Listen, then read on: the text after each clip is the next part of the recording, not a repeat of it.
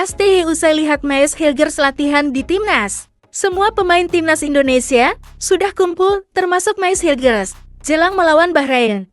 Ini kata pelatih Sintayong soal bat barunya tersebut. Indonesia akan melawan Bahrain di Stadion Nasional Bahrain, Kamis 10 Oktober 2024 pada babak ketiga kualifikasi Piala Dunia tahun 2026 zona Asia. Indonesia membawa dua pemain anyar ke laga itu. Keduanya adalah Maes Hilgers dan Eliano Rijdeder. Dua pemain itu baru menjadi WNI dan langsung dibawa ke skuad. Per Selasa 8 Oktober 2024, semua pemain sudah berkumpul untuk menggelar latihan, termasuk Maarten Paes, Maes Hilgers, dan Eliano. Kemarin ada pemain yang baru bergabung dan hari ini juga, termasuk Maarten Paes yang sudah tiba di sini bersama kita. Tadi kami menggelar sesi latihan yang berfokus ke conditioning, kata Sintayong seusai memimpin sesi latihan.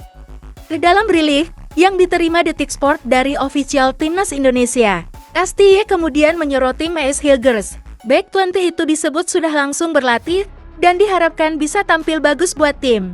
Maes Hilgers datang kemari, menempuh perjalanan jauh dan lama, dia berfokus ke pemulihan, dan harapannya dia bisa tampil bagus untuk tim, kata pelatih asal Korea Selatan itu. Timnas Indonesia kini berada di urutan keempat grup C kualifikasi Piala Dunia tahun 2026 zona Asia dengan 2 poin, hasil 2 kali imbang melawan Arab Saudi dan Australia. Sementara Bahrain di atasnya, dengan sudah meraih 3 poin, usai sempat menang sekali dari 2 laganya.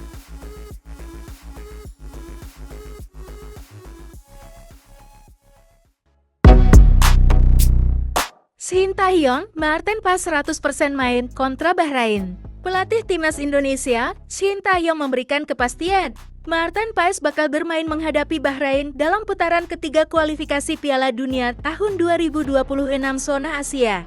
Jadi 100% dia akan bermain nanti. 100% dia akan bermain untuk pertandingan nanti, ujar Sintayong kepada wartawan dalam konferensi pers sebelum pertandingan. Rabu 9 Oktober 2024, Maarten Paes sebelumnya dikabarkan masih mengalami cedera. Penjaga gawang berusia 26 tahun itu mendapatkan masalah di pergelangan tangannya yang membuatnya harus menepi. Oleh karena itu, Maarten Paes absen dalam 2 pertandingan terakhir FC Dallas di Major League Soccer MLS tahun 2024. Ia tidak bermain ketika melawan San Jose Earthquakes dan Portland Timbers. Timnas Indonesia bakal menghadapi Bahrain di Bahrain National Stadium, Riyadh. Partai ketiga putaran ketiga kualifikasi Piala Dunia tahun 2026 zona Asia Grup C itu akan digelar pada Kamis 10 Oktober. Skuad Garuda kemudian akan melawan China di Qingdao Youth Football Stadium, Qingdao. Laga keempat putaran ketiga kualifikasi Piala Dunia tahun 2026 zona Asia Grup C itu bakal berlangsung pada 15 Oktober tahun 2024. Kepastian dari Sintayong membuat pencinta Timnas Indonesia tenang. Pasalnya, Maarten Paes menjadi pemain kunci skuad Garuda dalam 2 pertandingan terakhir. Maarten Paes mengoleksi 1 clean sheet dan hanya sekali kebobolan ketika berhadapan dengan Arab Saudi dan Australia. Ia juga sukses menggagalkan 1 tendangan penalti.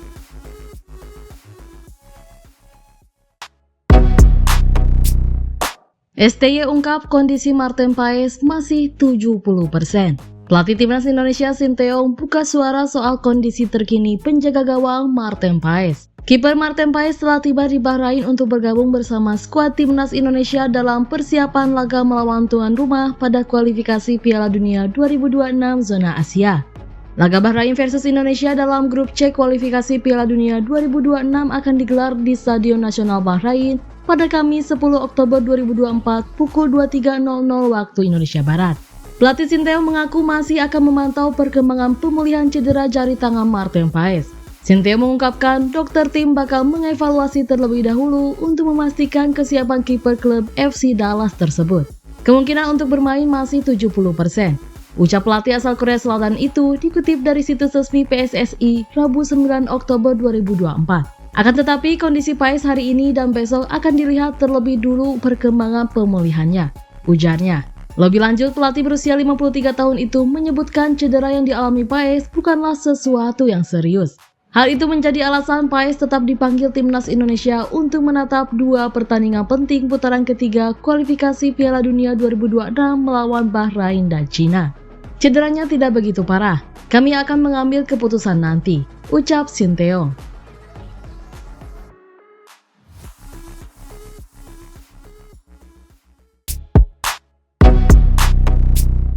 FIFA sanksi Bahrain gara-gara insiden laser. Bahrain dapat sanksi berat dari FIFA jelang menghadapi timnas Indonesia dalam lanjutan kualifikasi Piala Dunia tahun 2026 zona Asia.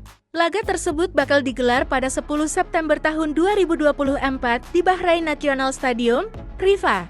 Skuad asuhan Shin Tae-yong sepertinya bisa berpikir lebih rileks jelang laga ini. Pasalnya, kekhawatiran skuad timnas Indonesia soal terus supporter timnas Bahrain mulai mendapatkan perhatian dari FIFA.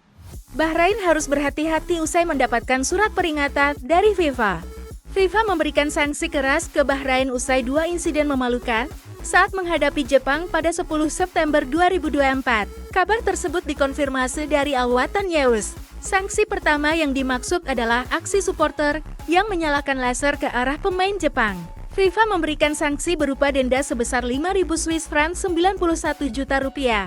Sanksi kedua berupa aksi memalukan supporter yang menghina lagu kebangsaan Jepang.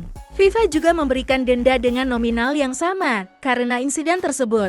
Federasi Sepak Bola Bahrain BFA memberikan peringatan langsung kepada para supporter yang memadati Bahrain National Stadium besok. BFA mengingatkan supporter untuk tidak menyalakan laser ke arah para pemain timnas Indonesia.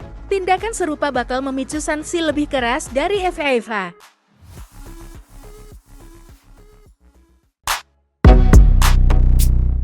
Delapan dari 10 bek termahal di ASEAN di Timnas Indonesia. Ada informasi menarik datang dari Timnas Indonesia. 8 dari 10 bek termahal di ASEAN saat ini ternyata dimiliki oleh Timnas Indonesia. Data ini dikeluarkan oleh Transfermarkt. Situs ini merupakan situs yang rutin memberikan nilai pasar untuk para pesepak bola di seluruh dunia tidak terkecuali di ASEAN. Baru-baru ini, Transfermarkt merilis data nilai pasar terbaru pemain-pemain tim nasional di ASEAN. Di posisi B, ada informasi yang cukup mengejutkan. Dari 10 bek termahal di ASEAN, ternyata 8 nama diantaranya berasal dari pemain timnas Indonesia. Siapa saja mereka? Dari daftar yang dirilis oleh Transfermarkt itu, hanya 2 bek termahal di ASEAN yang bukan pemain timnas Indonesia. Yang pertama adalah Kenny Dogal. Bek berusia 31 tahun itu merupakan pemain timnas Thailand yang memiliki darah Australia, di mana ia memiliki nilai pasar 500.000 euro. Pemain kedua adalah Dian Toller.